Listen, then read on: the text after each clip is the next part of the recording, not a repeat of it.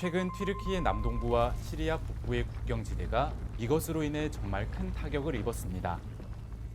사망자 수가 눈덩이처럼 불어났으며 국제사회에서 온정의 손길이 이어지고 있지만 피해 지역이 광범위해 피해 규모는 계속 커지고 있습니다.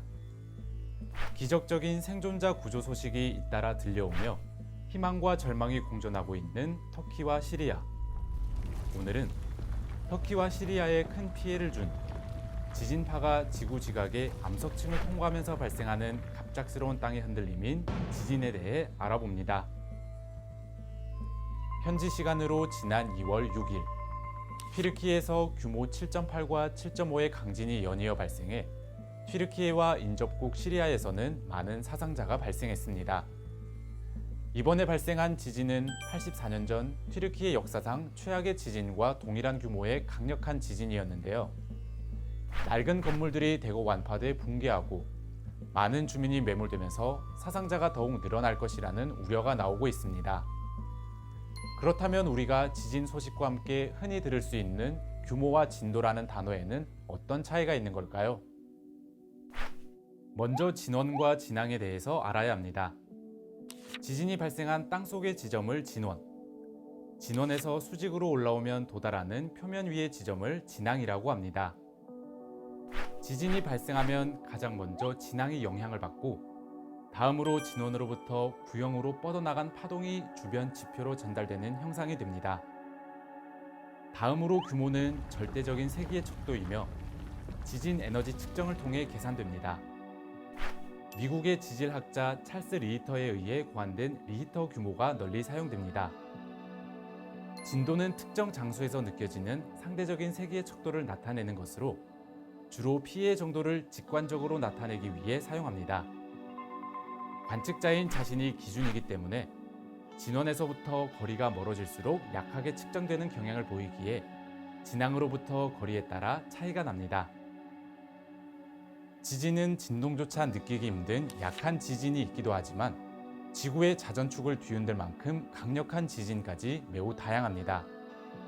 현재 세계 최대 지진은 1960년 칠레 앞바다에서 일어난 규모 9.5의 지진으로 기록되고 있습니다. 진앙에서 1000km 떨어진 지점에서도 지진을 느꼈을 정도였고 지진 관측 이래 인류 역사상 최고 규모의 지진이었습니다.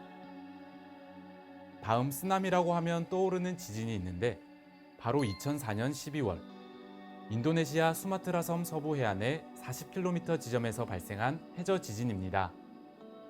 30만 명 이상이 목숨을 잃고 5만 명이 실종되었으며 20세기와 21세기를 통틀어 세계 역사상 두 번째로 컸었던 지진이기도 합니다. 세 번째 기록은 지난 1964년 3월 미국 알래스카의 프린스 윌리엄 사운드에서 일어난 규모 9.2의 지진입니다. 이 지진은 무려 4분 동안이나 지속됐으며 그나마 해당 지역의 인구 밀도가 낮아 사망자는 130여 명으로 인명피해는 상대적으로 적었습니다. 한편 자연재해를 사전에 예방하는 것은 쉽지 않습니다. 지진의 경우 전조현상을 추정하고 있기는 하지만 현실의 지진 대처 방법은 내진 설계가 지배적인 비중을 차지하고 있는데요. 내진 설계는 건물이 지진의 충격에 무너지지 않게 건축하는 것이지 건물은 흔들리기 때문에 가구들을 고정하지 않으면 지진 발생 시 가구가 넘어오기도 합니다. 따라서 내진 설계가 된 건물이든 그렇지 않은 건물이든 지진이 자주 발생하는 지역이라면 가구를 벽에 고정해야 합니다. 지진이 발생하면 화재로 인한 또 다른 피해를 막기 위해 재빨리 전기와 가스를 끊고 두 손으로 머리를 감싼 채 식탁이나 책상 밑으로 몸을 피해야 합니다. 엘리베이터보다는 계단을 이용하고 건물 안보다는 공터 같은 곳으로 몸을 피하는 것이 좋습니다. 이어 재난 방송을 들으며 상황에 대처해야 합니다. 많은 피해를 야기하고 인간의 소중한 것들을 앗아가는 지진. 피해를 막을 수는 없겠지만 최소화할 수 있는 방법들을 사전에 실천하고 또 숙지하는 것이 중요해 보입니다.